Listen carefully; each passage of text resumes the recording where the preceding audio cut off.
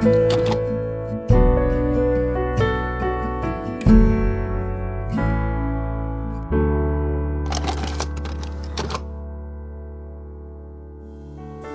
our journey, we have relived so many powerful moments of the Pearsons facing challenges and supporting each other. And we have been so proud to partner with Talkspace. We highly recommend visiting their website to get started with a reliable therapy service that is always just a click away. Talkspace therapists are licensed and trained to meet your therapy needs, and they are incredibly accessible. You can easily schedule sessions from your computer or phone, and you have the convenience of messaging your therapist whenever you need. And we really mean your therapist, not just a therapist. Talkspace prioritizes building a safe and supportive relationship with a therapist that makes sense for you, offering specialized services for individuals, couples, the LGBTQIA+ community, veterans, and teens. Whoever needs help, however they need it, that's what Talkspace does best. Day in and day out, therapy is the one constant and consistent thing that I have been able to rely on in my life. It's truly the greatest gift you could give yourself. Therapy is a huge tool in my life. I have been to many different kinds of therapy, and I've changed therapists a lot. And Talkspace makes that easy to do. Couples therapy, individual therapy, trauma therapy. They've got everything you could possibly need. So get started today. Many employers and insurance plans work with Talkspace to make the service accessible. Talkspace insured members pay a copay of $30 or less, so you don't have to deal with the financial stress of getting help. As a listener of the podcast, you'll get $80 off your first month with Talkspace when you go to Talkspace.com/TWU and enter promo code SPACE80 to match with a licensed therapist today. Go to Talkspace.com/TWU and enter promo code SPACE, the number 80, to get $80 off of your first month and show your support for the show. That's Talkspace.com/TWU, promo code SPACE80. This is the episode I've been looking forward to, maybe more than any other episode. Today, we have the musician extraordinaire, composer for This Is Us, Sid Khosla. Hi, guys. I was going to say, if you love our show, one of the reasons you love it is because of Sid's contribution. This is absolutely true. Your fingerprints are all over the show. The emotion that is elicited doesn't just come from the words, it comes from your score. Thank you guys. That was rewarded over time, acknowledged over time with awards and all of that sort of stuff. I mean, it's undeniable. You are just such, again, a part of the fabric of the show. Mandy and I have a unique experience in that we have seen episodes of this show with no score. Before the music Correct. comes in. As a director. And I sent a panicked email to John Huertas. I'm like, what I have directed is terrible. It is awful. And he essentially said, don't worry, Dan and Sid will fix it. Sid hasn't worked his magic yet. I don't agree with that. And the reason why is that what makes the show as emotional as it is, I know you guys say it's the score oftentimes.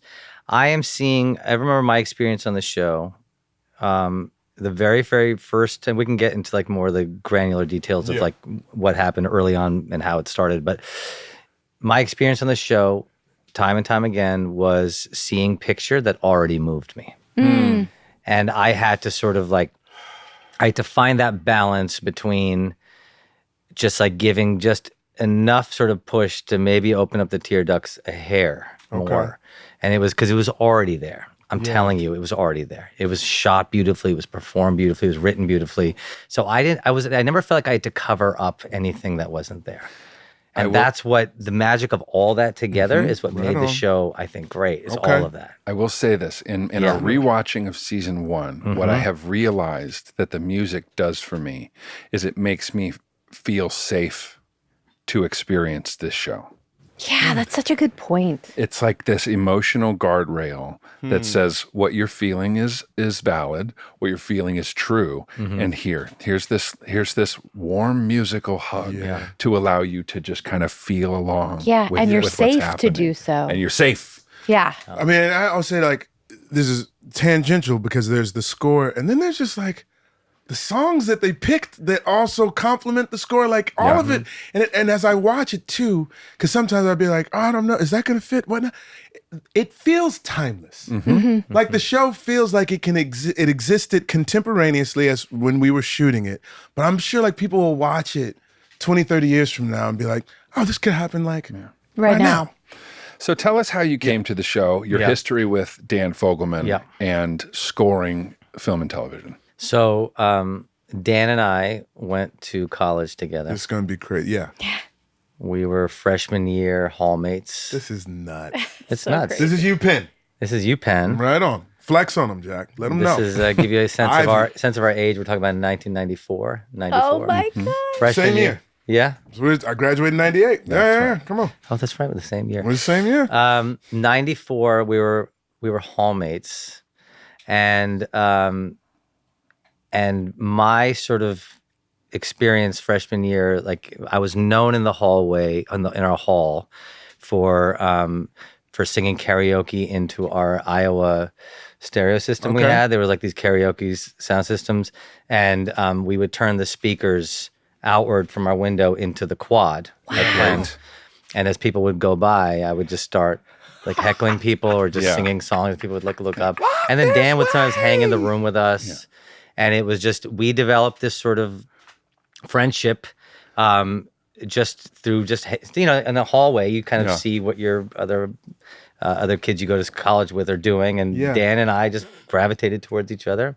We became really good friends, and then we lived together the following year in a house together. What did you guys bond over initially? Well, I mean, were you video game dudes? Were you sports guys? Were like both over a love of music, over love of art? Like, what was the connective thing that brought you together? Dan had an Indian roommate. That was like the only connective thing between us. Good. But we didn't really, I don't know what it is. We have very different interests, right?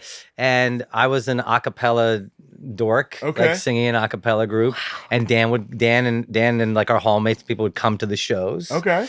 A cappella studs, we call them. A cappella studs. Go ahead. But Dan's strength, and it's still his strength to this day, is that he's able to bring people together from all walks of life who are very different and put them all together in one room and say, you all belong. This is a very Fogelman thing to do without realizing he's doing it. It's just it's in his DNA. And that's cool. Dan assembled a house of, it was like a motley crew of guys. It was like, Indian a cappella dork. Stud. Excuse us. Indian acapella stud dork. There you go. Stork, you said? Stork, yeah. Stork. There were like basketball players, football players. So it was like all these jocks, and then like, some nerdy kids. Like I was in the nerdy. You guys lived like in a row house or something? Is that what? It was at Penn. There was off-campus living in these in these old, like beat up little homes that had like, your room was maybe like 150 square feet. Okay. And so he put this house together, and he put all of us together. And then we lived together the sophomore year and had an amazing time, great experiences together. But it was like the first, and in that sophomore year when we lived together, we would be wasted at like 3:00 in the morning. Nice. And I remember these conversations. It was me, Dan, and another one of our friends. And Dan would always say, Dan's like, I'm talking about himself. Dan's like, I'm going to be a famous writer one day. And he goes, Sid, you're going to be a famous musician one day. And our other friend, Chris, he's like, you're going to be a famous lawyer one day. And we would get drunk and just talk about our future. And Chris is homeless now. Chris is, Yeah, 2 out of 3 ain't bad. Yeah, right. Yeah. Dan and I are not friends with him anymore. Chris ended up becoming assistant U.S. attorney for New York. So pretty much the highest level of lawyer you could be. Right. Yeah. Okay. So it was not so. But Dan was always like, he had this feeling about all of us that we were going to pursue these careers. Yeah. And it was just things we'd fantasize about when we'd have after a bunch of drinks and just hang out. And so that was always. And so it's interesting, like from a very early age, Dan saw me performing. Yeah. He saw me writing music. He saw me singing. So he knows me. I mean, at this point, we've known each other longer than we haven't, right? We met when we were 17. Absolutely. And so he knew sort of what I could do musically, and even from a young age. So, fast forward several years later, I was in a band. We would tour. A band is called Gold Spot. Okay. And we played in LA, and Dan would be like one of 5 people coming to the shows, like it was like that was the support always. Sure. But he always knew and recognized what I did. Like he knew where the music came from. And so when it came time to eventually hire me on something, he called me is on another show. What was the first thing? Yeah, what was the first collaboration? So I had just come back from tour, and my record came out in London, and it totally flopped.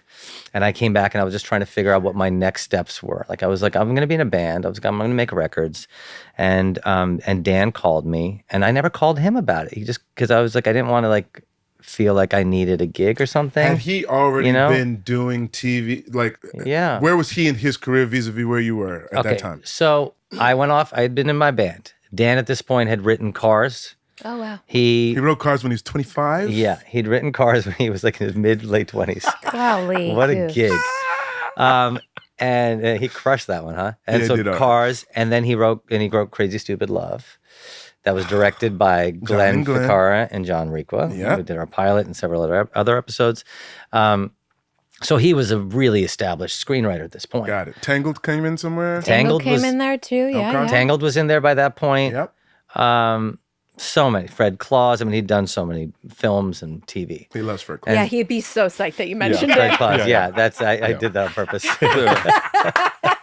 The pinnacle, Fred Claus. Fred Claus. Okay, so he's doing well. He's doing well. He's doing great. You're the band. And Dan had this show called The Neighbors on ABC. Yes. And they were looking for a new composer for their second season. And he called me. Interesting enough, I had just gone to like a Penn reunion, and I was on a train leaving Philly. Okay. And I got a call from Dan, and he's like, "Will you come in and score season 2 of my show?" And I was like, "Nah, dude." I was like, "I don't know how to score for TV and film. I can't do this." So I said to him, and he's like, "I really want you to do it." And I was like, "Here's my guitar player's number, because this is what he wants to do." Okay. And he's been trying to break into this. And the band is sort of like, I don't know what we're doing next, so just call him. And Dan's like, "I really want you to think about it." And he goes, "I really believe that you can do this." And he goes, "I know your melodies from band world, and they connect to me. I feel the emotionality in them." And he's like, "I think you can bring that skill here." And I'd never written anything for TV or film. I didn't go to school for any of it. I was in a band. Yeah. So my only experience was a cappella group and band, right? That was really it. And then, arranging for my a cappella group, like writing for the voice part. So I didn't have the confidence I could do this, honestly. And Dan was like, "I really want you to do this." So I get off the phone with him, and I'm on the phone with my manager, and I'm like, "Dan Fogelman called me, a friend of mine from college, and he wants me to score season 2 of his show." And I told him, I want to make records. I can't do this. And he goes, "Pick up the phone. This is Dan Fogelman who called you." He goes, "Do you know who that is?" I was like, "Yeah." I was like, "We used to get drunk together. Like piss on walls when we were freshmen in college." Yeah. Okay. And I can say that on this? Yeah. Okay. Sorry. If anything feels like, No, please tell. So what kind of we walls? were like, what kind of walls? We were 17. It's going to get me and Dan canceled. You're not going to get canceled. You're fine. That was us. Hold on. We've all pissed on a wall. Yeah. It really is that was us. Mandy, come on. This will really become the That Was Us podcast. We're good. It's fine. Yeah. Okay. So he's like, Dan Fogelman called you to do something. He's like, that guy is a beast. This is, and he's like, you should be open to maybe having your career go in a different direction. I think at that point I was just pretty green. I was like, no, I'm going to make another record. This is what I'm going to do. Not thinking about, I don't know, the fact that I was about to get married, future family. Like, what did it mean for me to really be in a band? How could I really do that with all of it too? And so then I called Dan back and I was like, okay, I'll do it. And he was so psyched. And then we ended up doing that show together. And then the show got canceled the year I worked on it. Okay, wait, hold on. So don't halfway through that year? Yeah. I want to go through the steps of this, because we were speaking the other day about fear standing in the way of taking advantage of opportunity and that sort of thing. Mm-hmm. You stepped in because you had a buddy who reached out and said, "I think you can do it." You had a manager that said, "Don't be a dumbass." Yeah. Your buddy's actually got some real heat. So then you step into a new job, something that you've never done before. What are the steps of faking it till you make it? How you figure this crap out? I think what it was, and it's funny because some of the things I learned in that process, I still do to this day, and it all comes from fear of like being fired off the job or not being good enough for the job. Sure. Yeah. And I remember That's how I approach my acting. I watched season 1 of that show, of The Neighbors, and I just went and did what I could. Only thing I knew how to do was write music, and I just wrote, not to any picture. I just wrote wild pieces that were like 6-7 minutes long, and I'm riffing on like melodies and themes that felt like this show made me feel something, and I just recorded all this stuff. Yeah. It was also orchestral, and I'd never really dabbled in orchestra before. And so we have software that allows us to like find a violin, or in the most lay way to say it, the MIDI software that I can play an orchestra with my hands, basically, right? And I would send these pieces into Dan, and the director of that show, main director of that show, was Chris Koch. Wow. Okay, Right on. and Chris Koch was also the composer of the show season 1. What? Yes, isn't that crazy? What? Chris Koch composed the score for The Neighbors season 1. Wow. Chris Koch, for anyone that doesn't know, directed some of the seminal "This Is Us" episodes. Yes, he did. Probably behind Ken Owen directed the The most most. number of episodes. Absolutely. Yeah, I did not know that he was a composer. yeah, he's a great musician too. But so you're like sort of stepping into his job as he's supervising you. Yeah, and it was me sending music to Koch and to Dan for approval, and Koch had set a palette already and had some themes, and I was just sort of integrating them into the show because they were good. And I was like, I'll do my own thing in places, but so that's how that all started. And then I had so much fear that I couldn't score the picture. I had never done it before. Yeah. And Dan was always like, he would like the melodies I would write, and he would say, bring that melody back here, bring that melody back here. And he'd point to the areas to do it. And he taught me to write thematically, Dan. In that process, Dan was like, it's okay to have a singular theme, Right. a singular melody that you just go back to over and over and over again. It's okay. I mean, that's the John Williams approach. That's Spielberg. That's how they work their whole And just career. for the record, Dan doesn't write. Does Dan play anything? No. He does a lot of things. He That's doesn't one do thing that. he's not good at. But he has an understanding of like the recurrent. Yeah. Okay. Got it. He has feel.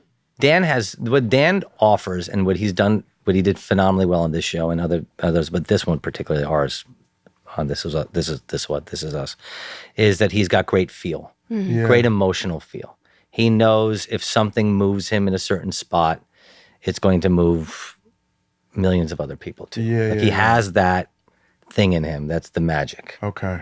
Which is why when you're watching End of the Pilot, or This Is Us, or anything, you're like hair raises and you're like, oh, holy shit, what just happened?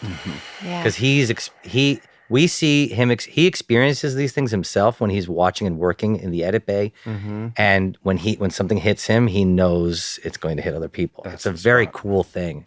And so it's like he's got great feel. But even back then, he had great feel. Okay. Always had it. Okay. So we worked on that show together. So you do that shit, and then it gets canceled. Gets at the end? canceled. Okay. Continue. And then I'm like, all right, see, I'm not supposed to be doing this. That was your takeaway. What year was that? 13, 2013. 14, Okay. 2013, 2014. That sounds right. And so I went back and started making another record Yeah. called Aerogram, Yeah. which is about my family. That's about my whole family journey, my parents' journey from India to the United States in the late 70s, their experience as immigrants. I wrote an entire concept album about that. Okay. And that was my band Goldspot. So I went back to doing a little bit of that. And then in that time, I started getting offers to score other people's things. Okay. Because they're like, you work with Dan Fogelman, you must know what you're doing. That's kind of what would happen. Interesting. It was like, even though I had done this show and it was his first show, The Neighbors, and it got canceled, there was some cred that was earned by just Sure. being in the world, that like someone of his caliber had decided to hire me, not knowing that it was really nepotism that brought us together. So what else did you do in between? I just did some indie films. I ended up doing this show called The Royals with Elizabeth Hurley on E! This is like a soapy drama. Did you feel like you had a groove at this point in time, or are you still sort of honing a groove? Like Honing a groove. honing a groove. Because I still didn't know even to this day, like I still don't know what I'm doing when I get on a project. I always feel like I'm just flying by the seat of my pants. It always feels that way to me. Okay. It did on this show a lot. And I think that's sort of the, I don't feel like I'm ever at that point where I know exactly what I'm doing until I'm multiple seasons into something. Okay. But I had these gigs and I was doing these other shows and then Dan would call me to do his pilots and new shows that would come up. Yeah. Got it. And Yeah, I was going and to we ask. kept on working together in that capacity. How did This Is Us like come to you? At this point now, I'd started doing some more TV film. I had my record going on. Dan calls me one day and he's like, I have this is like maybe 2016, Yes, it is. like early 16. Yeah, yep. When did you guys start filming? 2016. Yeah, beginning of Like in 2016. February? Yeah, January, February, yeah. I think it was probably February or March. He called me and he goes, I have this new show. It's called the Untitled Fogelman Project or whatever. He's like, I'm just going to send you the script. And he's like, let me know what you think of it. And he's like, we have my directors from Crazy Stupid Love, Glenn and John, are coming on board. And Dan's like, they have people that they've worked with before in terms of composers. And they've worked with like awesome people that I love too. And Dan's like, just see what you think, read it. And I read the script and blown away. Yeah. I just remember being like, this is there's some magic to this. This is really special. Yeah. So at that time, and I've told this story before, my wife and I were living with our daughter, Nevi. We were living in Jersey City, in Jersey. And I was composing everything at that point. People thought, like I had a friend of mine who lived in Brooklyn, like another music composer that sometimes I'd go to his studio to work out of. I started telling people that I worked from Brooklyn because it just sounded cooler. And so anyone I talked to here, they're like, oh yeah, Sid's in Brooklyn. Hey, that sounds cooler than saying like Jersey Hoboken City. or Jersey City, Yeah. right? Yeah. And it sounds way cooler than where I really was working was my parents' basement in Jersey. Yeah. So my parents live in New Jersey, and I needed to find this place with a little bit more space. So I'd go into their basement, and I set up a little desk. It was this wooden table, and I had a laptop on it, and I set it up in the corner of the basement, and I would just work from there. And I never told anybody that I worked from my parents' basement. And I got the pilot. When I got that pilot episode, I was blown away by that script. Dan told me, this is not your gig basically right now. Like you're just not going to, can't just give it to you basically. You just have to talk to Glenn and John, see how they feel about you because they're doing the pilot. And, the directors of pilots are huge. Yeah, they have a setting lot the of tone. influence. Absolutely. Yeah. They set the tone, as you know, and the tone of our show really was established in that pilot. Yeah. In a beautiful way. Obviously, it evolved. Ken took it in a whole other place, and that was gorgeous in its own way.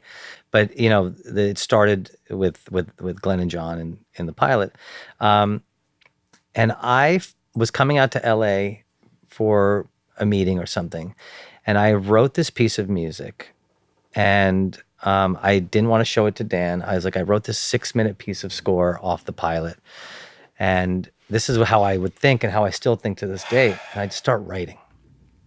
And I came to LA and I extended my trip for a few days, and I spent 3 days in a recording studio here in LA, like a real recording studio with a friend of mine. And we recorded this piece of music. And that's what I turned into Glenn and John and Dan. Like after I spent like so much time on it. And Glenn and John and Dan were like, that's it right there. That's the sound. Was it the germination of like what eventually became the score that we know, the sound that we know? It became, I turned this piece of music into them, and it was like, it became, you'll hear it for the first time in like the first couple episodes when Chrissy is in that Weight Watchers class. Yeah. Oh, yeah. Yeah. That's the theme that plays there. That's the very first thing I ever wrote for the show. Oh, okay. Interesting. In my mind, I was like, this is a dramatic piece. This could end an episode. I was like, this has this sort of weight to, it's got a melody. I was like, and Glenn and John were like, no, we're going to use it. And Dan were like, we're going to use it over a comedic sequence. You know how some of those Weight Watchers scenes early on Yeah. were like, they were funny. They were Yeah. like, there was so much banter there between The meetings. you, Yeah. Chrissy, Yeah, the yeah. meetings, all that. And in my mind, this is a funny comedic scene. I would get picture back and they would drop that theme over there. And I remember being like, why are we, this is a dramatic piece of score. Why are we putting over something funny? And that's when Glenn and John and Dan hit on something in the pilot, and they were like, we're never going to touch the comedy in the show. You're not scoring comedy ever, which would be also be kind of hokey in some ways to do that, because it's already grounded and real. It's funny, but we're going to score to the subtext of why these people are here. Wow. And that's what they would do. And then it became like, okay, now we're starting to understand this. That was the language of the show in terms of why we use music, when we use music, what it sounds like. And the other piece of it too was Dan told me when he gave me the script, he's like, we're thinking of using Sufjan Stevens, his music, his song to play in the opening of the whole season of the series. Yeah. So I heard, and I love Sufjan. And so I heard it and I was like, okay, this is organic, acoustic based. This is what they're already responding to. Yeah. And so then that piece that I wrote felt like it could have been maybe like a B-side of like a Sufjan record. Sure. It had that feeling a little bit. And so anyway, but that was a huge moment because that got me the job for the show. And it also taught me that moment that like I can bring in my own artistry from like my band world just by reading a script. I don't have to pay attention to picture right now. I can read a script and feel the emotion in it and write something to it and turn it in, and it can become something, you know, and I can feel free to mess around with sounds and ideas and not feel confined to anything. Is that how you approach the job still? Still. Wow. Amazing. Yeah. So it's not even like every once in a while it's to picture, but it's like the initial is just from how the script hits your soul. 100%. Wow. Because then it also, the challenge as a composer is, and I had this conversation with a lot of other composers in this business, is that oftentimes composers don't get involved until later in the edit. So you film the episode, editor gets in, does their cut of the episode. They'll put in what's called temp score. Yeah. They'll find score from other soundtracks, other things that they want their show or film to feel like. Right. And then as a composer, you come in later on and then you're chasing temp. Ugh. Which is the thing that like I just can't stand. It drives me nuts. And it's the one thing that like to this day I try to avoid as much as possible. Okay. Which is why I also write early, because it all comes from insecurity of having to chase temp. If there's going to be temporary music, it might as well be your temporary. 100%. Yeah. It's all that it's a lot of ego there, and B, it's also nerves of having to chase something. It skips a bunch of emotional steps. You know what's interesting? Like you and Dan are very similar in this way, because Dan doesn't he just writes the script and then he gives it to people. Yeah. So that like he doesn't have to like pitch an idea and then have to go follow it, because then they may have to. He's like, we want it to look like this show, and he's like, no. He doesn't. I'm just going to show you the show. Dan doesn't want their imagination to come up with anything. Right. Yeah. Well, I mean, to put it bluntly, like, no. Here's what it is. Right. Yeah. He has a vision. Similar thing. And it's and also, if we want to create something original and something beautiful in our minds, like sometimes you have to sort of allow for, the artistry to come through. Yeah. And you have to sort of allow a place for, had we not done it this way, I don't think this score would have been what it was. It would have been a different thing. It may have been still its own, it could have been great in its own way, but like it would have been a different thing. Inevitably. So did Dan give you just carte blanche of like, go write what you want? Write what you want. And then I started seeing the pilot episode. And I think in the pilot, when they were working on the pilot, they probably had temped music that I never got to see. Oh, great. Because they were deep in, when I finally got to see, the first thing they sent me was like a completed director's cut. Like Dan was already working in there. And Dan was like, Sid, can you just write score for these scenes here? Yeah. And I would start writing score for the scenes. Yeah. And normally an editor always will kind of, to present their cut, they will find music from somewhere. Sure.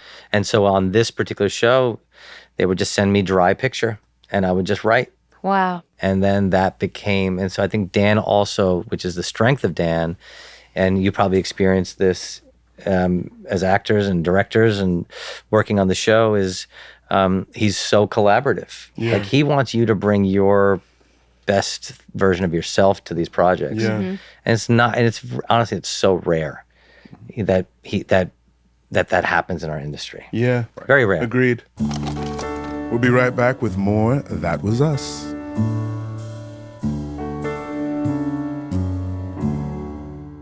My husband is a musician and he has a big fall tour planned, and you bet we are going to go visit him on the road. And I have to say, there's no other option but Airbnb. No matter where we go, no matter where we are traveling, my wife and I always book Airbnb. We just got back from a trip to Chicago where we were visiting all of our friends and their kiddos, and we got a great apartment in the West Loop where everything was happening, all the restaurants, all the hangouts, and we could not have been more comfortable. We are getting ready to go to Toronto, and we might be checking out the other side of Airbnb, and we might be listing our house while we're gone, or at least maybe our guest house out back while we're gone. This is a new frontier for us, but we're kind of excited about it. While you're away, your home could be an Airbnb. Host your house or apartment for the days you're not using it, and come and go as you please.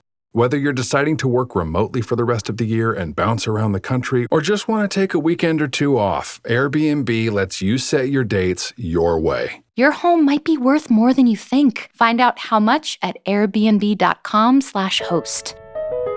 Gang, everybody has a type for hair, that is. And for our hair, we love partnering with Way. Their shampoos and conditioners are made to deliver what's just right for your hair type. What kind of type of hair you got, Saul? Chest hair. And chest hair should not be ignored. It needs to be conditioned too. Yes. Absolutely. I have fine hair. Yes, you do. I do. You're so fine with your hair. No. I have fine hair. I wish it were thick, but nope. But I do love my Way products. Yeah. I love the way they smell. I've talked about it on this podcast before. The body care, specifically the scrub. Oh, and the St. Bart scent. Yes. That's my jam. My wife got real excited when she saw the Way products come to the crib. Like, she sniffs me a little bit longer. She sniffs me anyway. She's a little bit like of a puppy in a very sweet way. She likes to sniff when I have her on the way. She sniffs a little longer. Get Way products. Come on They'll now. sniff you a little bit longer. Listen, the point is that Way has products for any kind of hair. Whether it's fine, medium, or thick, Way has got you covered. Do you want soft, shiny hair that doesn't weigh you down? Whatever Yes. you can give. Way's conditioning hair mask for fine to medium and thick hair types instantly restores hydration, it fights frizz, and strengthens strands. So if you're craving volume or you're in need of moisture, Way has you covered too. No matter what your hair care needs are, you will not be disappointed by Way's quality and incredible scents. And don't forget to check out Way's Detox Shampoo. Let it cleanse away your buildup and give you that refreshed and clean feeling. Whether your strands are fine, medium, or thick, Way has shampoos and conditioners that fits your type. And if you're not sure what your hair type is, Way's website is there to help you figure it out and find the best ways to treat your hair. Wash your way to healthy hair. See what I did there? Wash your way. Wash your way to healthy hair and get a hair routine that's made just for you by Way. Go to the THEOUAI.com and use promo code TWU for 15% off any product. That's THEOUAI.com, code TWU.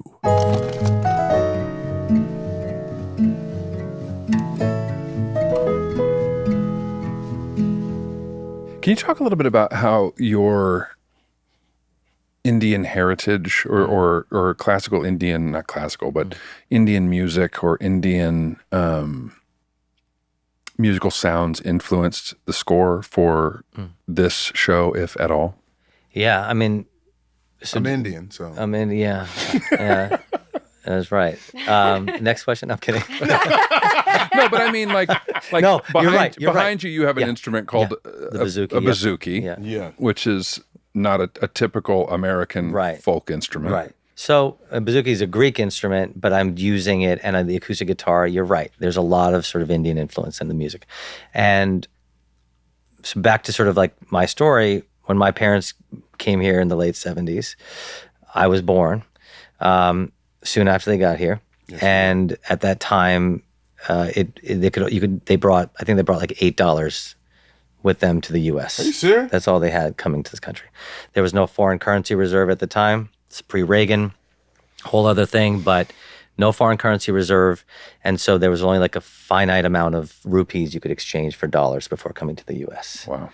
So they came here with $8 on scholarships. I was born. They sent me back to India to be raised by my grandparents for the first few years of my life. Oh, wow. 2, 3 years. And so I grew up listening to like old Hindi music that like my grandparents would play for me. And so that's all I listened to. And then my mom would send, and this will move into this other thing later, but my mom would send cassette tapes with her voice on it to me in India for me to hear her voice, for her to sing me lullabies, tell me she loved me, she missed me, all that, right? Yeah. Because it was $24 a minute to make a long distance phone call. $24 a minute. That's what it was. And if you talked, it'd be like, hello, hello, hello, hello. You'd hear like an echo go on forever. Yeah. They're the worst phone calls. So I had my mom singing me, Nanhi kali sone chali, hawa dire aana. These old little lullabies, old Hindi lullabies, on these cassette tapes. And I would hear all this stuff. And so my musical DNA was sort of being formulated at that time between old Hindi music and people, and my parents who are now in the West, I'm in the East, reversed, sending sending their music to me and me learning that way. So in my blood is this, it's there, that Indian music. Mm-hmm. You start playing in India? You start playing when you get back to the States? Like, when I got back to the States, I started singing when I got back to the States more. First, okay. But as a kid, I was exposed to all this music. And in my band, there's hints of the sort of Indian influence in the music. Because then I grew up in the U.S., and then I loved REM and the Beatles and the Police and the Cure and the Smiths and Depeche Mode and and then I also had this love for Indian music, and I grew up singing Indian music. My mom would be like, every Sunday we'd go to temple, and on the night before she would write these lyrics out, and she's like, "You're going to sing this song in front of 100 aunties and uncles in temple tomorrow." And as a nervous wreck, I would go and sing in front of all these aunties and uncles every Sunday from age 7. So I was an Indian singer and singing Indian music, and then I also loved all this other Western music. So all that stuff became part of the way I wrote music with my band. It's somewhere in between, somewhere between. And in my scores, it never entered my scores, ever. Okay. It was always like, I kept it very separate. I didn't want to be like known to be like, just because I'm Indian, that's all I know. Right. So I never did that. But then on this show, the first episode was not very Indian. Second episode wasn't very Indian. But it was episode 13. Season 1, episode 13. The one that you guys just aired. We were just talking about the three sentences. Yeah, 3 sentences. Okay. Yeah. In that episode, our editor sent me the sequence of Jack's funeral. And it starts off with Chrissy on the sticks in that weight loss camp. Yes. And she's going, just banging those sticks.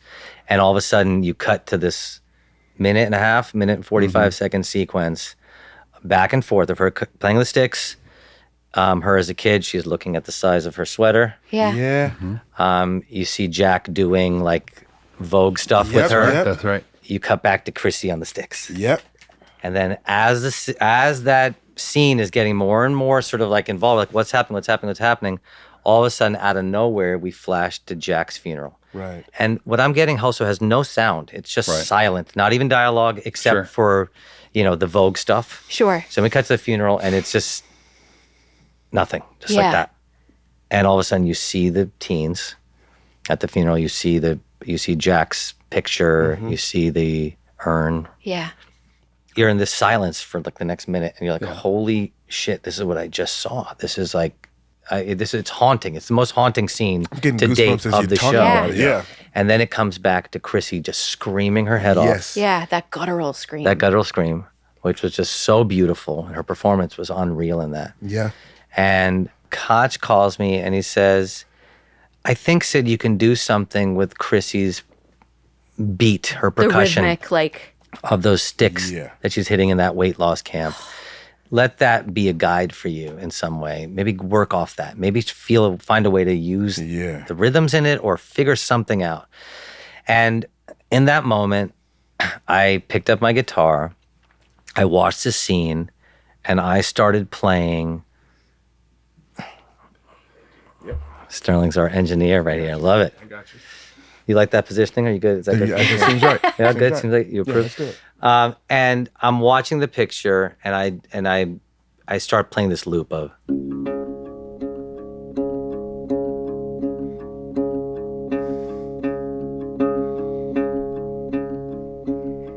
And I start singing.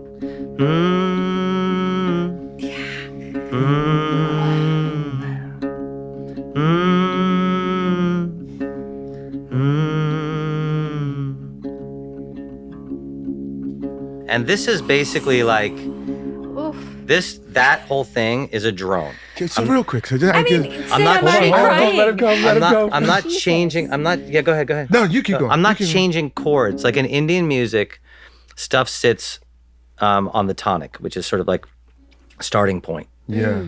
And it's almost like it's what you return to in music. Okay. You don't hear like Indian music. You don't hear big changes in the music. You just hear like loops of like a drone. Right. So in my mind, okay, this is like an Indian drone. And I started singing, "Ah-dum, da-dum." And then there's a change I made in the melody, which is the most Indian thing you could do. It's like deep and classical. So,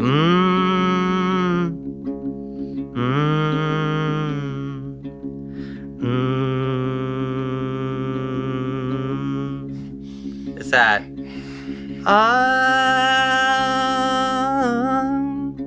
And then as I'm just jamming to this funeral, I like in my studio, you didn't hear it on the final recording as much, but I was like, this is so Indian, so Desi. So I was like, na,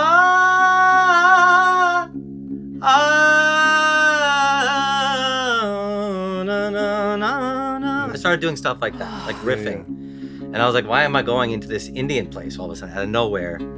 And so then the final melody, I started pulling some of the Indian stuff out because this is an NBC show, and I was like, this is gonna feel too weird on TV. No. So I went,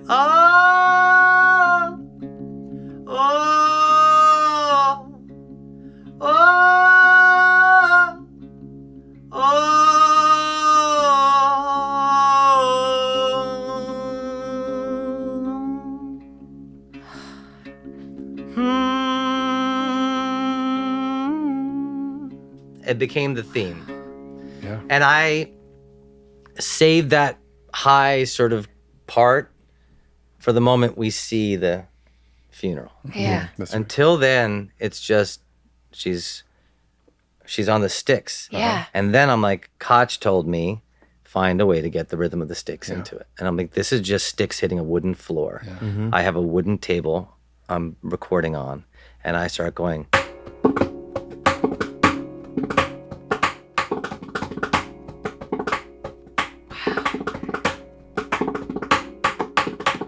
It almost became like tablas.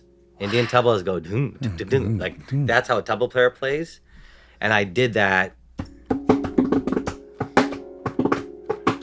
You know, so that became this pulse underneath, as if I was a tabla player but playing it on my wooden table. Yeah. Because I didn't want it to get too Indian. I was like, we're not going to use tablas, we're going to use the table. Yeah.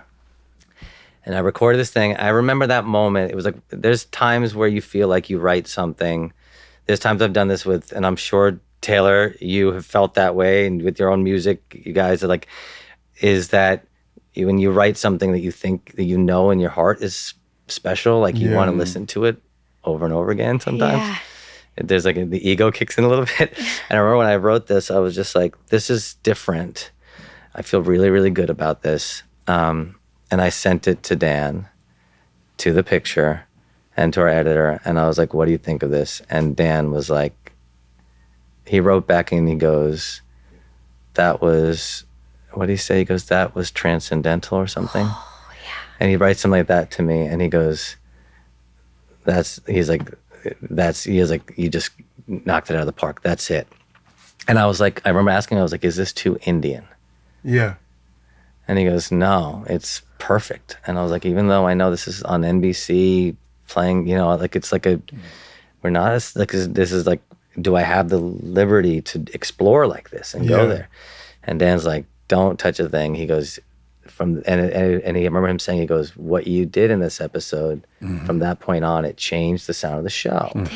Because it was like, before then, most of the score was like, I can't remember what it was like. It was a lot of it was very Joni Mitchell-esque. It was Sure. Also beautiful, but like Yeah. it was that vibe. Right. But then all of a sudden it became, you know,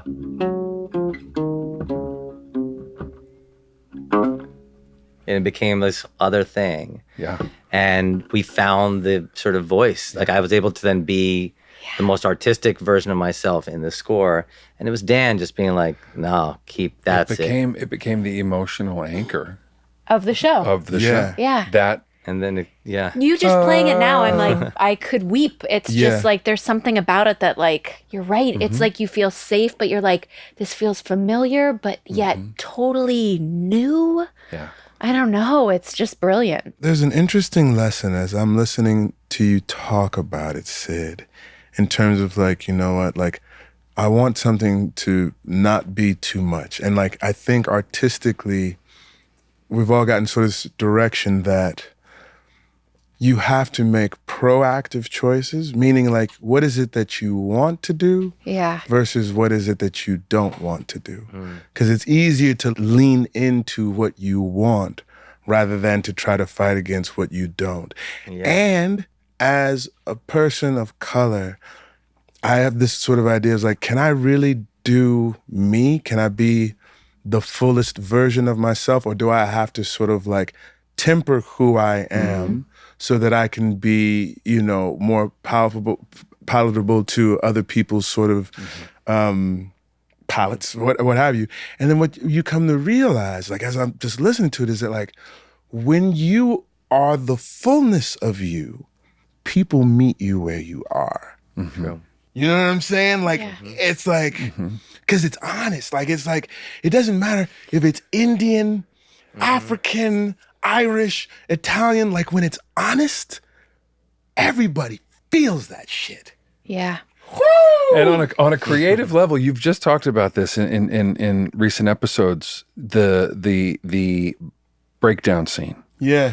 Where you had externalized a bunch of this stuff. Yeah. And Ken Olin came to you and said, no, it's here. Right. It's right here. Yep. And there's something that you just did for us with that song where you were externalizing and moving. And there was all this movement in the vocal. And then you brought it here and you focused it down to these notes. And there's something about it. The song is still so full, but it leaves room for other notes. For the audience, for the listener,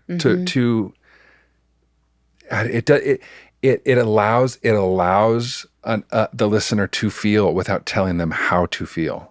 and I appreciate you saying that. I think for me too, when you said before about you see things dry in the show when you watch stuff dry and like it's not working, like maybe to you, but I saw that scene dry, and I got to tell you, even with no music, I was already feeling it. It was already there for me.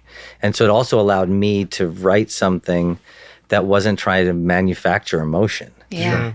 Like I wasn't like, oh, funeral, could come sad music. Right. And almost feel like this music is almost not even sad. It's almost heroic or something. Triumphant. Yeah, it is. It is triumphant. And I was like trying to figure out like what it was. And we've talked, Dan and I talk about this about what inspires me on the show. And it goes back to what I learned from Glenn, John, and Dan on the pilot, which is scoring to the subtext of why these characters are here. Yeah. And then this moment made me realize, like, well, why is this show even here?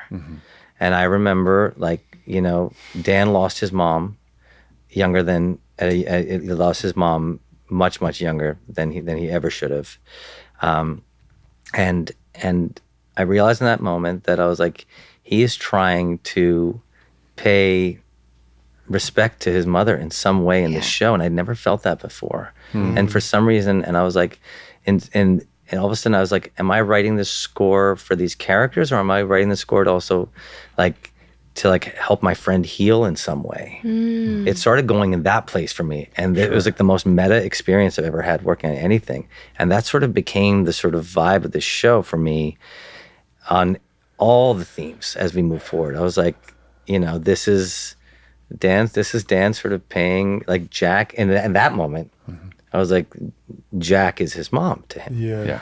But what you find out later on is, you know, the real hero is the mom at the end of all of it, which is brilliance of Dan all along. But so for me, this moment made me realize that I could score to why Dan even put these characters here in the first place. Wow, man. And so it allowed it to be deep in that way. And it was and I can't tell you, like, I've never worked on anything in my life like this, where I woke up in the morning and I would like live and breathe the show. And I'm like, I miss it so much. But it was like this sort of ability to connect to you guys, to Dan in this way, just magical.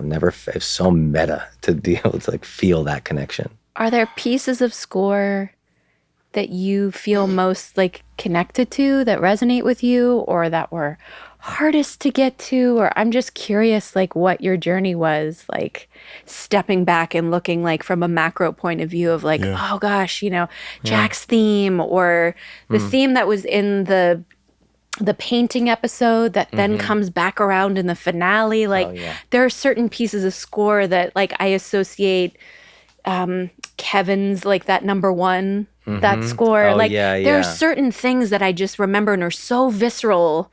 And I'm curious if you have any of those same kinds of connections, or like ways of, you know, stories about getting to a piece of score that you feel like most proud of, or. Yeah, I mean, it was in the pilot. I remember Dan asked me, see, this is we talked about this before a little bit. Dan has these requests sometimes. And at the time you're like, is this a futile thing? Is this like, what am I wasting my, like, why am I doing this right now? And he's got a purpose behind some of this stuff. Like it's like when you would go into the writer's room. I'd go in the writer's room. You guys obviously must have been in the writer's room multiple times. And you would just see, I remember going in, like I went in once and they interviewed me and they wanted to talk to me about my story, and we just talked. And they were like, you know, index cards everywhere or Post-its everywhere of like just the map of the whole series. Timeline, And you're like, oh my gosh, is this a mystery? Like, what is this? It's like there's clues everywhere, and that's what this show in many ways was. It is a mystery. It's a mystery. Yeah. Which is the haunting part about the whole show. Yeah. And I remember in the pilot, Dan asking me to replace the Sufjan Stevens song. And he was like, we have this Sufjan Stevens song. Remember I told you, he was like, we're going to use Sufjan Stevens, that song, Death with Dignity. Yep. And he's like, can you replace it? Can you write something there? And I wrote like an 8-minute piece of music, which is so long, for like a long, because the song was like doubled up. It was a long sequence. Yeah. And then Glenn and John were like, oh, we're gonna stick to the song. And I was just like, oh my gosh. Oh man. And I was like, I just spent like 2 days, 3 days, and whatever I wrote on it. And I was like, and then that piece of music ended up becoming the Kevin painting theme. That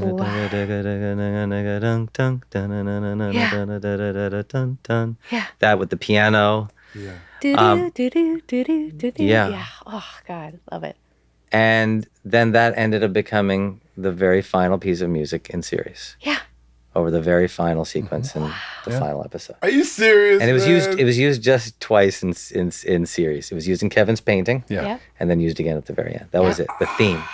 But I had done the legwork back in the pilot days. That's crazy. And then I remember watching the finale with Julie, our editor. We were working on it. And we both said at that moment, like, what if we brought the Kevin painting theme about how we're all connected back in for the ending of that? And so that was the hardest piece I ever had to write, because it was so long, and then it wasn't used. And I was like, oh man, that was a waste of time.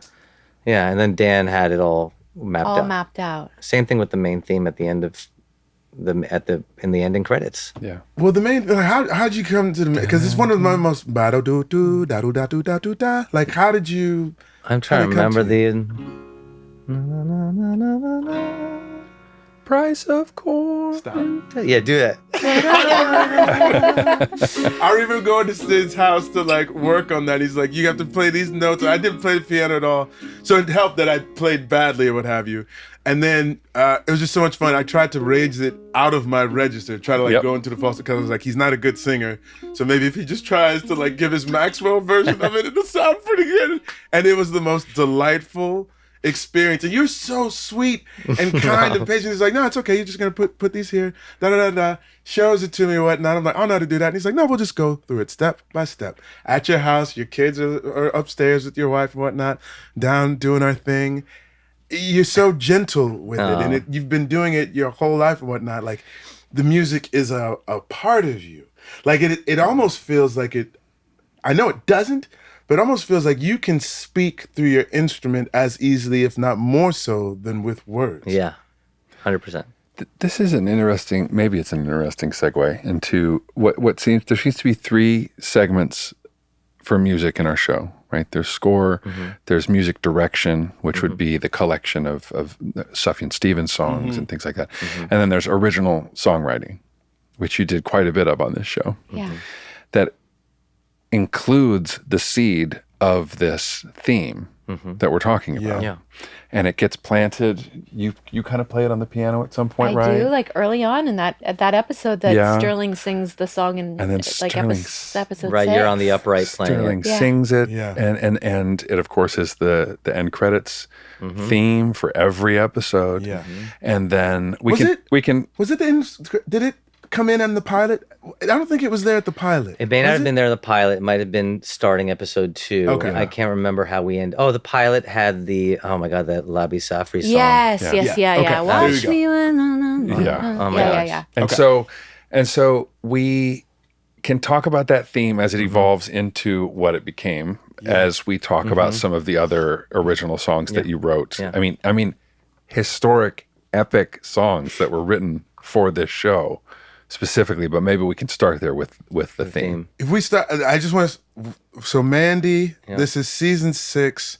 You know, we're not quite sure where Rebecca's sort of faculties are at Kate's wedding or whatnot, but she's supposed to sing the song or whatnot, and she's having episodes that are happening throughout, and we're just wondering, like, is she okay? And she sits down to the piano to sing the song. You play too? Did you play, or is it? Yeah. Played. Fake played. But like for most of us, I think you did it in rehearsal and then you did it live.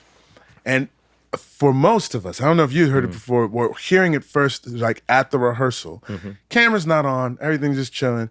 But Mandy, because she's focused, man, she gets down and she's like, just starts doing it the way that she's going to do it on the day.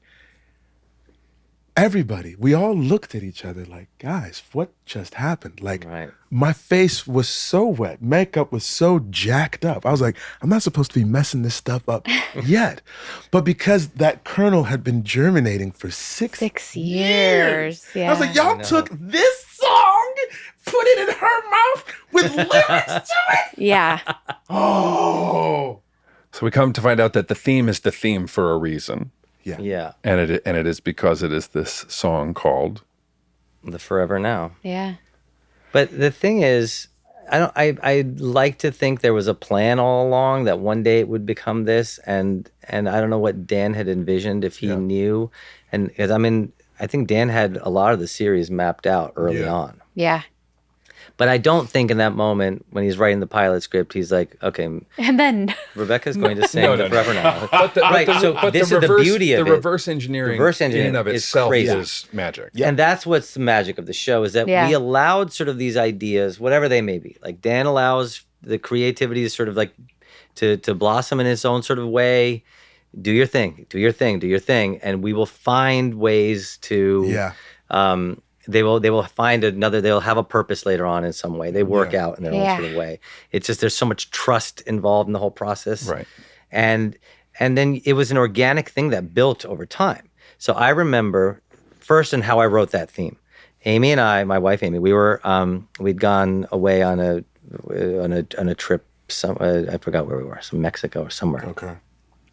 And I brought my guitar with me. This is back in the day when I would actually bring my guitar on vacation with me.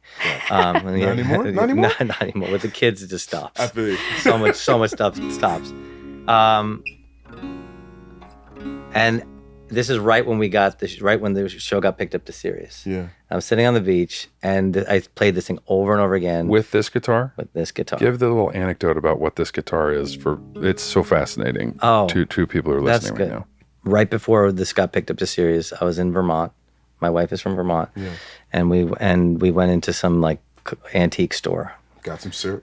Got some syrup. At the cash register. Yeah. At the cash register. Yeah, of course. It's everywhere. Yeah. Different grade options. Yeah, that's right. Dark light. Yeah. I always would look for instruments at any of these places because inevitably somebody leaves something that they think is like crappy or it probably is, and it's for sale. And I see this guitar, the one I'm holding right now. It's a silver tone, and it was on sale for like $25. Yeah. Is it 25 or 50? That's so crazy. Somewhere around there. I think it was actually, I think it was 50. And it was like beaten up. And if I turn this around, if you see there's a crack on the back. Could I come back? Okay. There's a crack here. Straight up the back. Yeah. And it's not in good shape. And I started playing it and I was like, this has got a vibe. And I liked the vibe of it. And I was like, okay, I'm just going to keep this. I'm going to get it. It's like a cheap guitar. And this ended up becoming the guitar for the entire show, for the score. Because it just had this, it had these strings that had not been changed for 10 years. And I still haven't changed these strings. These strings are the original strings from when I bought the guitar. No way. So now they're probably like 16, 17 years old. Yeah. And that's that dead sound of the strings is coming from those same strings. I'm not changed these strings once. So I brought this with me to our trip to Mexico. Yeah. And I remember as a joke, I was always like, I grew up on like those like 80s theme songs. Yeah. You know, we all did, right? Yeah. Hell yeah. And I remember just sitting there as a joke and be like, as first thing that came to me was, this is us.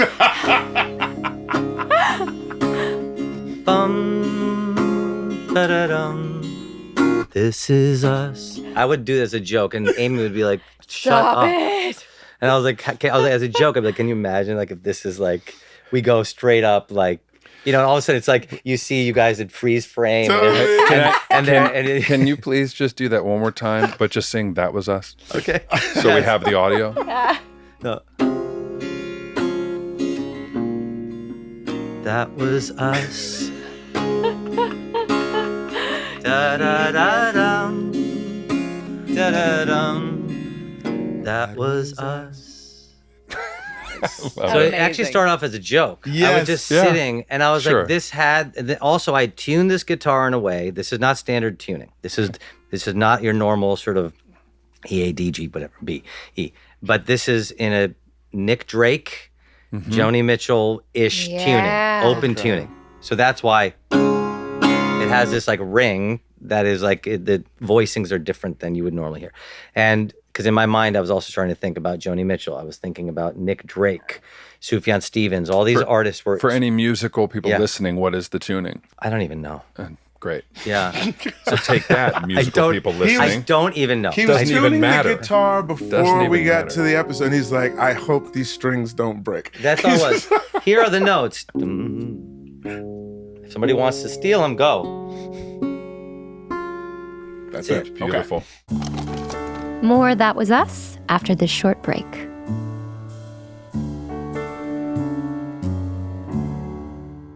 Back to school shopping as a kid, getting like those photos, like back to school photos, going to 2 days at football practice. Like September sort of represents the new beginning. Even though like it's not the beginning of the year, it's the beginning of school. It year. also sounds like September historically spells dehydration. Yeah. Yeah. Guess what? We've got a fix for that. It's time for new fall traditions, like getting regular hydration and energy from Liquid IV, A new y'all. school year and new routines means new ways to stay hydrated. And Liquid IV Hydration Multiplier and Energy delivers 100 milligrams of natural caffeine plus 3 times the electrolytes of leading sports drinks. And wait for this, they've combined their popular peach flavor with highly requested blackberry to awaken your senses and keep you coming back for more. 1 stick plus 16 ounces of water hydrates better than water alone. It's easy to take and enjoy on the go than navigating the school drop-off line. Speaking of which, the electrolytes and vitamins in each pack will be helpful for that too, keeping you energized and alert wherever you're off to this fall. Always non-GMO, vegan, gluten-free, dairy-free, and soy-free. Start a new fall tradition with Liquid IV. Get 20% off your first order of Liquid IV when you go to liquidiv.com and use code TWU at checkout. That's 20% off your first order when you shop Better Hydration today using promo code TWU at liquidiv.com.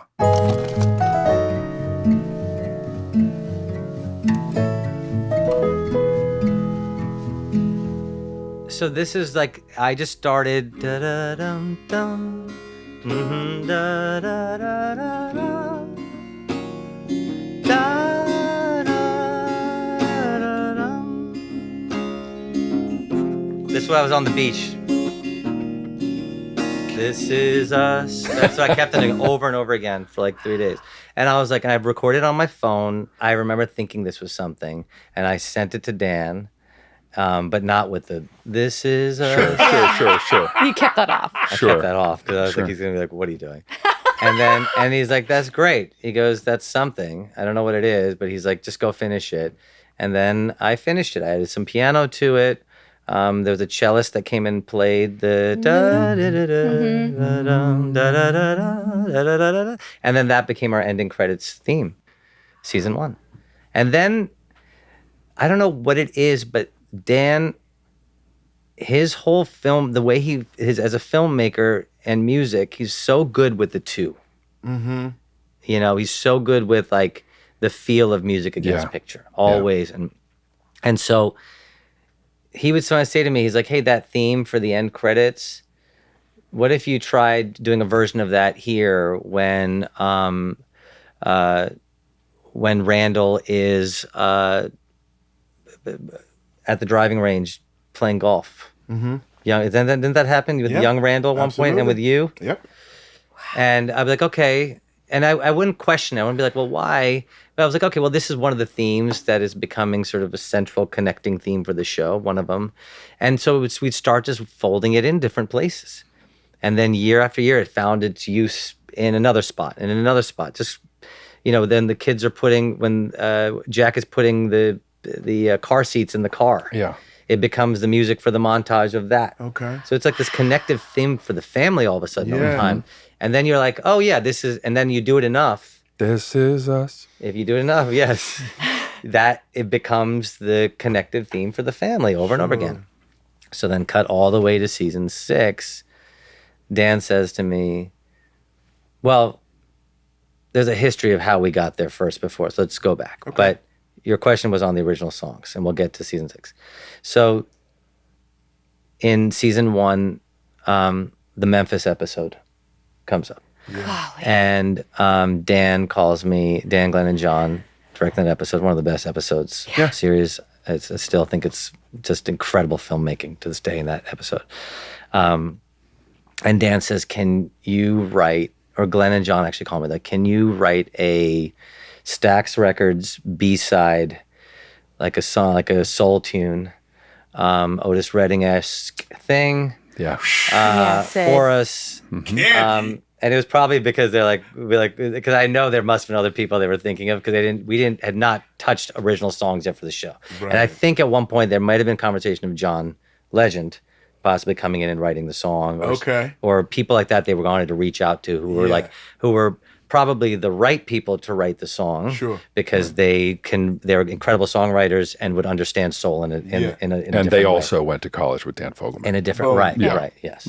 And it's all about authenticity, right? Yes. And so like that would be, and so I remember the call to me, I was just like, I can't write a Stax Records beat. This is like not my wheelhouse. But I knew that I could find melody. I knew I could write a melody, and I knew I could get some ideas across. And and I remember just putting myself in that place of like, doors are closed in my studio, and I'm just like, we can always come back to this. I started doing stuff like that in my studio, just by myself. Yeah. Embarrassingly. Thinking of this idea of me pretending I was some soul singer and going that place. And it sounded terrible, like it probably just did. And it wasn't right. And then I called my friend Chris Pierce, who is an incredible singer-songwriter. I mean, the guy sounds like Otis Redding. Okay. And did you must have met Chris in that process, because I Big guy, filmed right? with him, because Chris filmed. He's in the episode. Yeah. He's one of the on musicians. stage. He's on stage. Okay. So Chris and I got together, and I said, Chris, I have this idea, and the basic idea was like, mother, don't you cry. We're gonna be all right. Da da da da da da. When you get there tonight, you're not alone. I'm always here with you. Was just a little line, melody. And then Chris and I sat together, and within like an hour, we just mapped out the song. And Chris sang it. And when he sang it, it was like, I mean, he sounds like Otis Redding when he sings. I mean, like, it was this gorgeous voice. And I filmed Chris singing it on guitar, and I sent that to Glenn and John and Dan, and they were just like, oh my gosh. And talk about authenticity too, and why it's important in any of the work we do, is like, just because I was handed the gig to write the song, and may have written some pieces of it, it didn't make it right just yet. I needed Chris to come in, co-write it with me, and make it right. And he was like, he brought the authenticity that it needed. Like, he's a soul singer. Yeah. Like, it had to be real, because this song took place in Memphis. What year were we? Probably 70? Something like that. Yeah, that sounds right. This was something that was being performed on stage by the amazing Brian Tyree Henry. That's right. Killed it. And that's when the song Took off. Because then Brian came in and sang it. And so Brian came in, jammed with me and Chris in our studio, in my home studio. He came over, and we started teaching Brian the song. And Brian just like ignored some of the ideas that we had, and he just started singing it the way that he was feeling it. Yeah. And it was like, oh my gosh, he sounded like, I don't know if you listened to like Teddy Pendergrass. Oh, yeah. Brian Totally. sounds like Teddy Totally. Pendergrass on Totally. the track. Yeah, 100%. And it was like, it became even cooler. It was like, I was like, that's even a more interesting choice than an Otis Redding type of sound. I was like, because it's deeper in that. It's a deeper cut than Teddy Pendergrass, right? It's like not an artist that we may have heard of him, but not many people have the same appreciation, Sure. right? And that became its own beautiful thing, because we went into a recording studio then to record the song. Because, when you're performing this stuff in the scene, sometimes you have to sort of play the track. Yeah. Like, the band's not actually playing in the scene. Right. Brian may not actually be singing. That was sort of the thought when we went in. But Dan and I talked about it, and we said, let's have Brian really sing it live on set. Because there's just something visceral about his voice, and the guy's he's such an incredible artist. Yeah. Let his artistry shine. We went into the recording studio to pre-record it, and we recorded it to keep it pure. We recorded it to tape. We didn't record it to computer. We recorded it to actual old reel. Wow. Mixed it to an old like half-inch tape. Wow. Just so it had that stamp of like an old tune.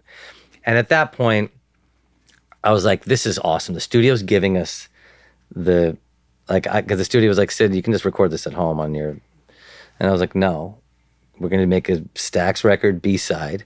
Let's do it to tape, live in the room, band in the room. Like, let's record it like they would have recorded.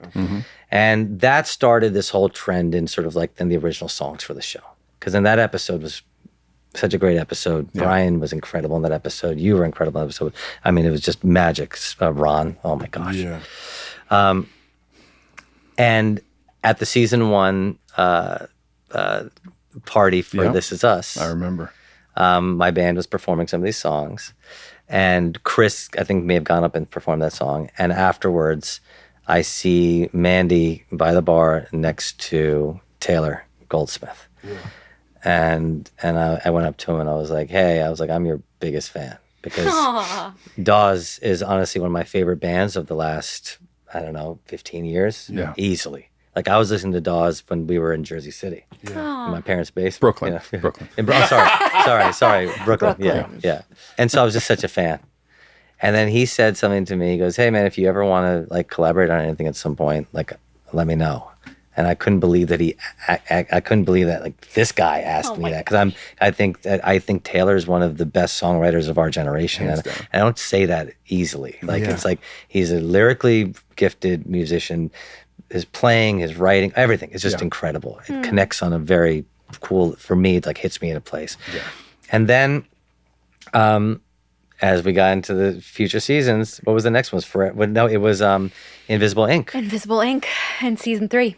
Yeah. So Mandy's character, Rebecca was going to, why don't you set up what your character was doing? Yeah. Rebecca obviously always wanted to be a singer in like the vein of Joni Mitchell, and she comes out to Los Angeles with Jack to like kind of the road trip to like drop off her demo tape, have a meeting, perform in front of like this A&R person, and obviously it doesn't go her way, but she has this beautiful song. And he asks you to sing the song in the car. He does afterwards. After the meeting doesn't go well, and I have to face rejection.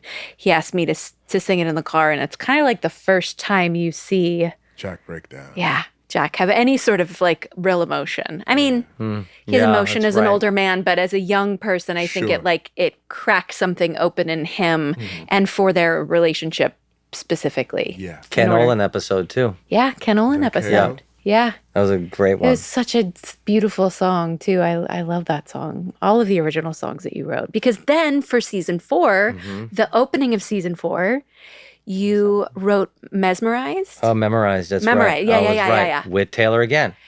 So Taylor and I wrote that song together, and it just started this beautiful collaboration between me and Taylor. How many songs did you guys do together for the show? I think 3, right? You did 3. We did that. We did Memorized. Yeah. Which was Future Jack, right? Young Jack, your son Jack. Your son Jack. Yeah. His song, he was a pop star. That's right. And we needed to write a song that he performs on stage. Which they recorded at the Greek? We recorded at the Greek Theater in the middle of a Chicago show. That's right. Chicago gave us Took a break for between 15 sets. minutes, and we got up there and we pumped the song after we recorded it into the speakers in front of whatever 5,000-6,000 people. How many people did that hold? A lot You of didn't know people. that, Sterling? No! Yes. Yeah, live. And they were instructed to treat it like a hit song. Yeah. And they didn't have to try too hard because the song was So great. And everybody was just like jamming. Yeah. This like By the audience second that came chorus, to they were see singing along Chicago. with it. Yeah. Yeah. Never heard it before. I mean, they were like, lighters lit in the Yeah. everything. It was like and we actually recorded that song at a massive concert and got that footage. Yeah. So what you're seeing is actually A proper concert. proper concert. Wow. At the Greek. The making of a hit song in front of an audience of people, like a debut. Right. And going back to Taylor for a second too, on the very first song we wrote together, I remember Dan called and said, "Can you write this song, Joni Mitchell type of song?" And I was like, "Okay, then I can just get on." I sort of had some melodic ideas, some general idea of what it could be, but just very, very nothing. Like For wasn't a anybody who song. doesn't know, Taylor is Mandy's husband. Just want to make sure. Oh yeah, sorry, we should have said it. Just make sure. So right away, knowing what the story was, and this was going to be Rebecca and her journey, I remember thinking, in my head, I was like, Taylor Goldsmith said he wants to work with me at some point. And I called Taylor and I was like, can we do this? Because also in my mind too, I thought he's also seen at home with you the progression of your character. Oh, yeah. You working on the character, Yeah. has seen the life of the character. So he knows not just you, but he also knows Rebecca story, Pearson in an yes. interesting way Yes. through you. And I think that perspective lyrically would have been pretty powerful. Because you used to force him to watch all the episodes over and over and over. He would read. again. He would read lines. He would be Jack, and you would be Rebecca. Yep. Yeah. And you would say, that's not how Jack would do it. Jack. Yeah. Right. Be more like Jack. Right. Close your mouth. Say it again. Do you see what Jack said there? Do you see? Yeah. Try that next time. Taylor's voguing at home. You know? But that became this like start of this very special relationship between me and Taylor. And then we wrote Memorize together. And then for season 6, when we bring the This Is Us song into Rebecca Pearsons performance. Yeah. Dan then said to me, Dan's like, can you take that end title theme and make that into a song now? And I was like, you want me to put words to it? In my head, the only words were, This is us. Which is technically temp music. And now you're chasing that temp music. That temp, Yeah. oh my I got to get that lyric out of my God, head. it's so Exactly. true. It's so true. Was it hard to lose like that thing, or would the collaboration with Taylor sort of help to introduce like a new way in? Well, the easy thing was that like Taylor wrote those words. And so it was like he just took the theme. Yeah. I started sketching out on piano just what like the form of this thing would melodically, what it could be. Yeah. And then he's like, let me just write some stuff Take lyrically. all the corn out. And because it also took the pressure off me because I had been living in this theme for so long. Yeah. It's a very weird thing as a songwriter too, and you've probably experienced this too, right? Like if you have a melody, I always write lyrics last. When my band always wrote lyrics last. Okay. Unless I had something meaningful I thought I had to say, which is very rare. And so I always think melodically first. Yeah. And then I'm trying to like, put a square peg in a circular hole and trying to get the right lyric to match that melody. And it's frustrating. But here, I was like, Taylor, you handle it. Like you can, I don't want to deal with the frustration of like, and also the guy's a lyrical genius. So he's like, let me just come up with some ideas. And then he gave those lyrics back to me and we sat together and then we amended the melody where it made sense to sing it in the way that his words were. Yeah. And then obviously Mandy then crushed it. Yeah. Didn't that song like hit like on like Yeah, it was streaming? like #1 on iTunes or something crazy like that. How crazy is it? This is fucking awesome. Crazy. No, it was crazy. It was crazy. I mean, that's just a testament to the power of the show. Yeah. It was like, and it's obviously it's a beautiful song, but like I think people were just so moved by the show sort of reaching its conclusion and the genius of bringing this theme song that everybody knew so well, and like now is this fully fleshed out like version of a song. Yeah, it was, Like I think it had that sort of same feeling at the end of the pilot when that Labi Safri song comes on and like you feel like the rug has been pulled from under you a little bit and the surprises of the show. Yeah. Even this is like more of like a meta surprise, but when you're on piano and you in the break of the song in the instrumental section, your character is playing da da da da ding ding. I remember people reaching out on social media or like fans of the show afterwards saying when that came in, that people were like, "Oh my gosh, we've been hearing this for 6 seasons at the end of every episode." Like, oh my God, like that had that impact, which is cool. Like, yeah. as long as you don't think about it enough, it makes sense. That's right. No, it makes total Like, why sense. would that be in there? But but you suspend a little disbelief. But you had introduced it earlier. Like you said in the episode where for Career Day, she's Career playing Day, it that's on the piano at the beginning. Yeah. And so you have For the Randall babies, saying for like, the I kids. might not be musical, but like I have this one tune Right. Season that I one. remember that he sort of puts in right. to that thing. So it makes Right. And it's tied to that crumbs. piano, tied to the childhood piano. Yep. It's a melody. And in some ways, it's like, and then I think about my relationship to the show, my family story. I felt like my story in the show, in terms of what I was able to bring to it, I felt like I could bring my family story and my own past into the show in such a fun, interesting way. Yeah. You do. And even that idea of like melodies being passed down generation to generation, my mom singing me things on the cassette tape, those melodies remaining in my head, and I teach them to my kids or whatever that is. That happened kind of with that melody. yeah. This is a perfect transition because you not only scored the show, you not only wrote original songs for the show, but original songs of yours. But you also have a makeup line coming out. You I'm also have a makeup line. Right now, if you go to thatwasus.com, Segue. For 20% off the Khosla lip balm. Khosla cards. We have like the Trump cards. yeah. We got the Khosla cards. Oh, amazing. You also, I want to say in like the first 3 or 4 episodes, had one of your original songs featured as part of the musical direction Evergreen of the show. Cassette. What episode was that? 12. Oh, it was in 12? It was the end of 12. Oh, wow. I thought it was earlier than that. I think it was 12. Was that the episode where we see we see the footage from Jack's camera? The Super 8 footage? Yes. Yes. I think You're so. right. It Yes. plays over that. Yeah. And so this is from the record that you mentioned earlier, Aerogram. Yeah. And it is a concept album, you Yes, said. yeah. And this song is about those cassettes that your mom used to send you. Yes. Would you play that song for us? Let me get the Here, I'll get it. other guitar out. I'll get it. Sterling's your engineer Sterling's today. our roadie engineer. This is so, Now, this so song, special. this record, Thank you, man. everyone should go out and listen to this record. This is one of my favorite records, and I've told Sid this before, and he's eschewed the compliment. But this record, it sounds like a long-lost Beatles record. It sounds like if the Beatles had made it to the 90s, This is what it would have been? This is what they would have sounded like. Wow. The record is epic, and I play it for my kids, and this song is on Bear's playlist. Oh, And he listens to it all the time. And I love this I song. love this. I love this song. that's too. that's very sweet. Thank you for sharing that. Okay, I'll do it. Go for it. So the context of the use of where we use this song was in that episode. She's coming to terms with her about to be a mom, and she doesn't think she'll be a great mom. Remember, there's that moment you're like, Oh, "Am I going yeah. to be a good mom?"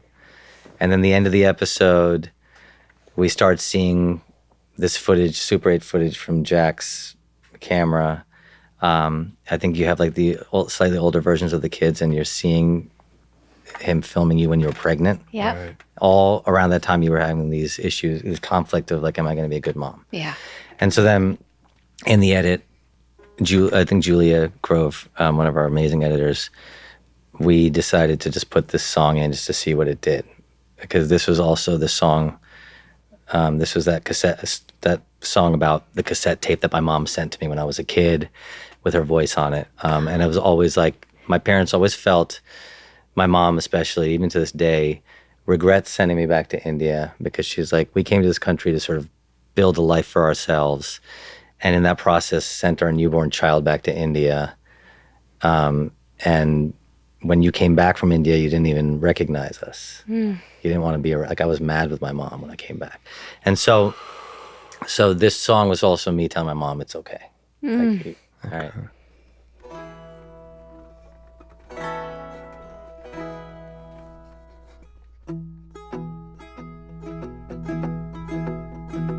If I mistook the sun for a mango, I'd fly up there and reach for it too. It's the story of something older and bigger than me and you. And you told it in a letter in the form of an evergreen cassette.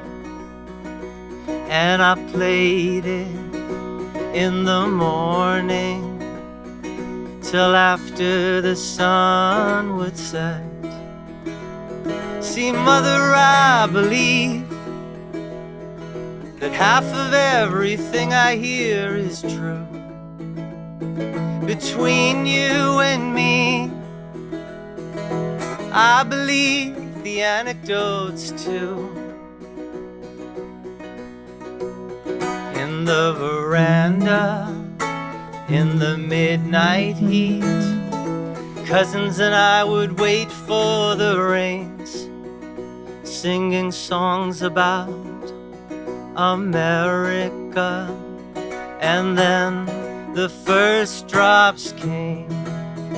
So don't worry, even though you were oceans and continents away, I heard evergreen hits, lullabies, and everything you had to say.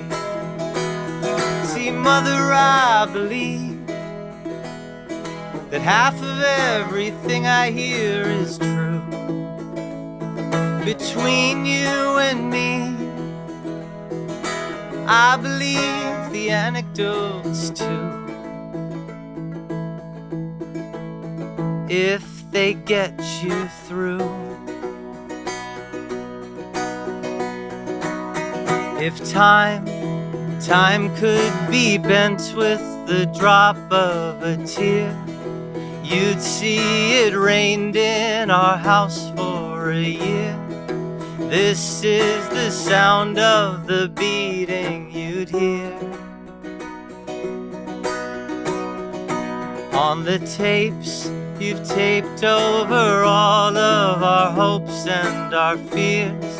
The open veranda's been flooding for years. I always hoped that I'd see you here.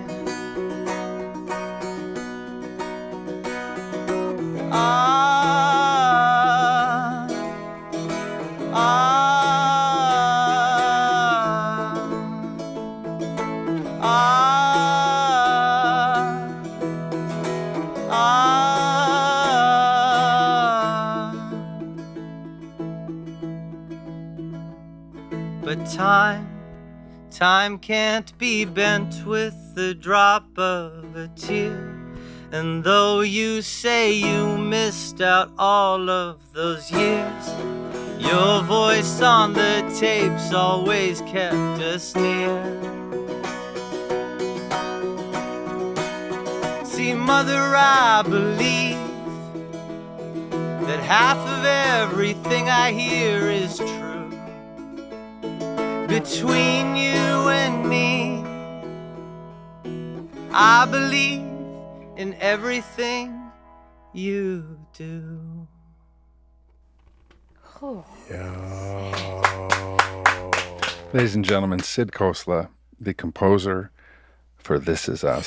Sid, your voice Thank you. just takes me there every time. My goodness. It's beyond the voice. It's your soul. Yeah, for sure. Yeah. Your soul comes thank you, through your artistry, and you're just a dope ass dude, bro. Thank you, I appreciate it. I mean, It means a lot coming from you guys. What Thank else you. is there to say? What before we let you go, you working on anything right now, whether on your own music or on another show? I know one show you're working on Yeah. Tweet. that you want to talk about. I'm scoring a show Yeah. with an Academy-nominated actor named Sterling K. Brown Wow. Look out for that show. called Paradise. Wow. It's phenomenal. It's a cool show. Yeah. Another Dan Fogelman Yeah, project. yeah. It's Sterling in a way you've never seen him before. Cannot It's pretty Fully nude. It is From the a. back. From the back. Fully nude. Yep. It is a. Yeah. Right. It's true. It's. Listen, streaming, all bets are off. Yeah, we did it on This Is Us. Yeah, right. Marlo had full back. Right. Full back. Yeah. It's a political thriller. I'm really proud of the work on it. Proud of what this guy's doing. Proud of the show. That Only Murders in the Building also. Oh, just that? About to do. Season 4 just came out. Just a couple of hit songs. Yeah. Just a couple of hit shows. And that's it. You know? Sid, would you look at that camera over there and just say that was us? That was us. That Was Us is filmed at The Crow and produced by Rabbit Grin Productions and Sarah Wareheim. Music by Taylor Goldsmith and Griffin Goldsmith. Da da da dum. Da da dum. That was us.